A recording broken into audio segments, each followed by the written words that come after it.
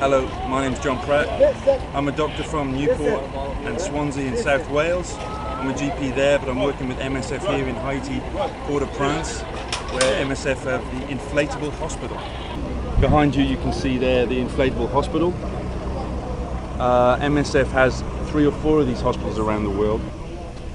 So, yep, as you can see, this is Service des Urgences, emergency room.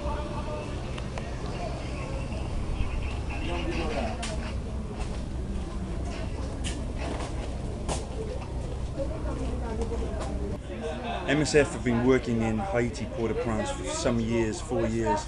They had a lot of problems with gang violence 4 years ago. So they're pretty accomplished trauma surgeons, doctors, anaesthetists. At the moment we're even getting gunshot wounds here. That has started again since the earthquake. Even though it calmed down after the earthquake, it seems like that activity starting again. We're seeing 1 or 2 gunshot wounds a day here.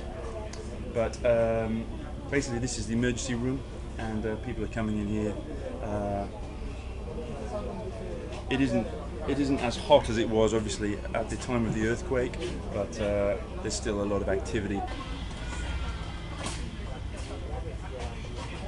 So this is the entrance to the operation block. Maybe what we could do is just put some greens on and go inside, have a little quick tour. So if you go that way, I'll go this way. Okay, so we're inside what we call the block now, and there's daily dressings done of various wounds and post-operative scars, if you like. So every day this room's full of people getting their wounds dressed. This is also the salle de réveil, the reanimation room, recovery room in English. I'm beginning to forget my English. Yeah. This is Thomas. He's a Swedish nurse anaesthetist. Yeah. So he's working here for a few weeks, like me.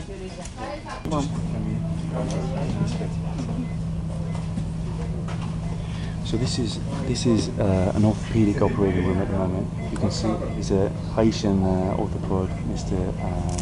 His name is Bourachard, and this is a Senegalese surgeon from MSF.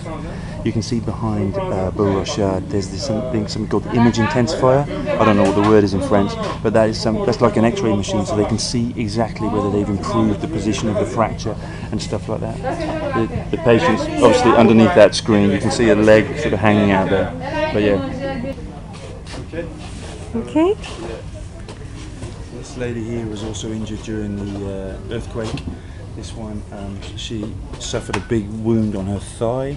It was really quite a serious one. That, you know, it kills muscles, it kills skin, and so she's had big reconstruction and grafts to get things better. Okay. She's been grafted a couple of times, I think, but she seems like she's on the mend. I've seen her walking around today, so that was cool. Yeah. This lady next to her, she suffered a spinal fracture during the earthquake. She's paralysed now. She can't move her legs at all. She, as you can see, she had a head injury as well, but she's compos mentis, and this will be a big challenge in terms of sort of OT and physiotherapy for the coming years. This is Dr. Moranville. He's one of the doctors. Perfect timing. Dr. Moranville is the head of the orthopedic service here. Sure. So he's been working with MSF for how many years? 5 years. 5 years. So obviously a lot of trauma surgery and road traffic accidents, but we're using his experience now with the earthquake victims. That was the first time we had so much patients. So Yeah, it's yeah. very terrible. Yeah. So there's four times as many patients now as there were back in the old hospital. So this is Jimmy. Hi Jimmy. Jimmy Alexis. Yeah. Bonjour, Jimmy. Yeah. Bonjour, ça va? So what's happened to Jimmy? Unfortunately, during the earthquake, Jimmy was injured and he had a pelvic fracture.